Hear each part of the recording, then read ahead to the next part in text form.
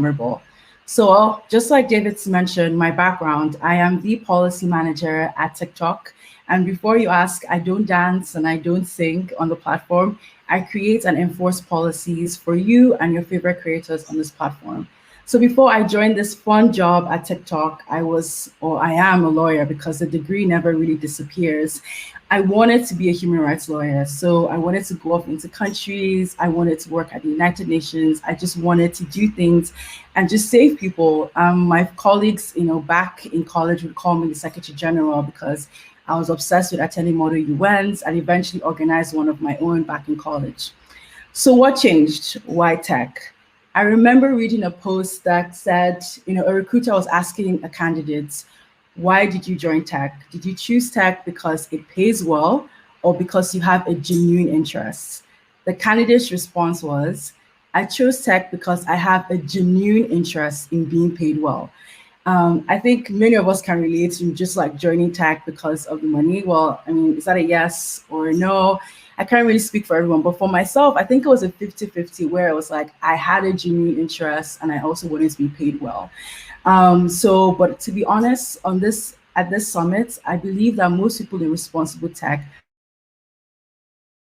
truly have a genuine interest in the job. I was inspired by the genuine interests of my professor at the UC Berkeley, Alexa. She got me into this responsible tech space by randomly participating in her projects, AI and Charles Wright. This project had me intrigued because I just kept thinking to myself, what is the intersection of AI and children's rights? And more importantly, what is the intersection of human rights and technology?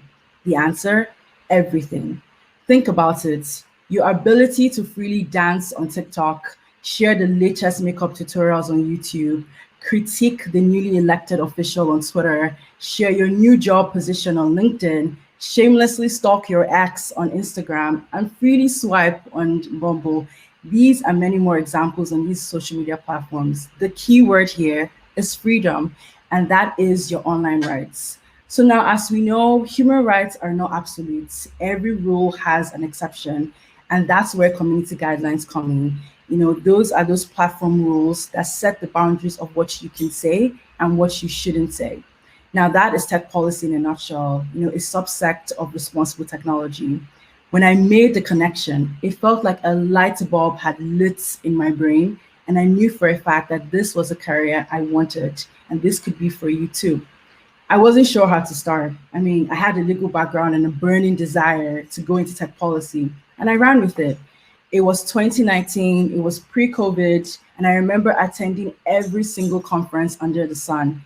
I lived in the Bay Area, so for those of us who know the Bay Area, I remember dressing up to the nines, and I would just hop on the BART, drop off at Mission Street, and go to networking events. But the thing about responsible tech is, unlike the popular roles like engineering, coding, PM, tech policy isn't that popular. So for every 5 handshakes, none of them were tech policy, but I didn't give up.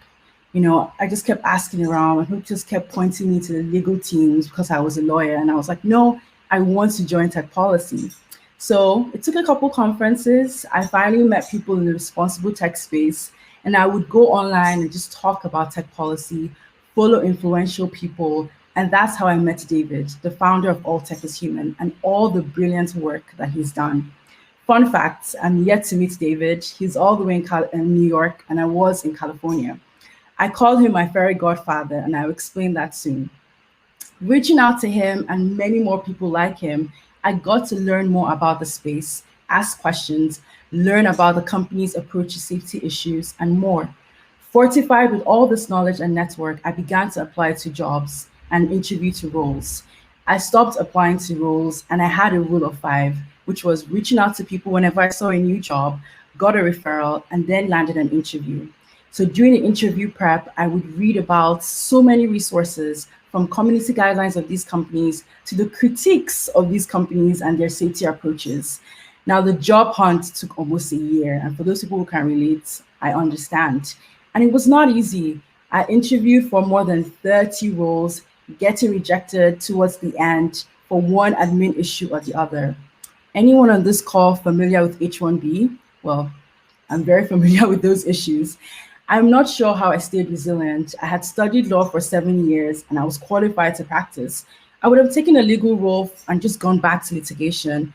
But I realized that I couldn't give up, knowing that there were so few people in this space that looked like me, more importantly. I had come too far to quit.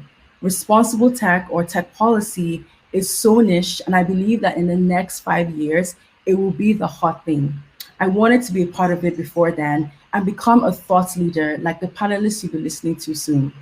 I switched gears from the US markets and then moved to Europe, focused on Ireland, being the mini Silicon Valley of Europe. The TikTok role was advertised, and months before, David had been appointed to the Safety Council. I reached out to him, I sent my resume, and 3 interviews later, I'm on the next flight to Dublin, Ireland to start my position as policy manager. Now, it has been an incredible journey being in this space. I have met wonderful people, and in the last 2 years, here are 5 key learnings. One, responsible tech is still growing. There is so much space for you to find a niche. Two, your background or skills are very transferable because nothing is set in stone. Anyone with any background can land a role, just like Arishi said earlier. Three, your network is your net worth. Applying online is a thing of the past. Get networking. This summit alone has at least 100 people in roles you're interested in. So don't be shy. Say hello. Start with me first. Start anywhere. Self-study is key. Know everything about the space you're interested in. There are resources out there for free. Read and talk about it. The more you talk about it, the more you understand it. Trust me. 5, don't give up. Trust the process. 5 years from now, your future self is going to thank you when responsible tech is hot in demand. Join the winning team today. And I leave you with this. It is people who no one ever imagines anything of, who do the thing no one can imagine. Step out of your comfort zone and do the unimaginable. Come blaze your trail in responsible tech. And I hope to see you soon. Many thanks to everyone listening, to my fairy godfather, David, for bringing me on to the first ever tech conference. Enjoy the rest of the event. Thank you. Pearlé, that was amazing, because also I want to give a shout out to some of the incredible work that you're doing on LinkedIn. I've seen it on our Slack group. So many people asking, how do you get into tech policy? Well, you're a leader in the space by doing so many events where you bring on other people all across the globe to discuss tech policy. How do you get involved? What's the difference, especially from a legal background? A lot of times people think of law and they just think of compliance. It's not just compliance. So yes, I'll leave you with, you are the Beyonce of tech policy. Unfortunately, nobody has referred to me as the Jay-Z of responsible tech. Although sometimes people refer to me as the Rick Moranis of responsible tech, but I'm not sure if they mean that as a compliment or not. But you know, Honey, I Shrunk the Kids. Am I right? So, Pearlé, thank you so much for taking out the time way over in Dublin. So I hope you are enjoying everything out in Ireland. I'm going to take you off screen, but please, everyone, reach out your way to get more involved in tech policy. So thank you for coming on today. Thank you so much.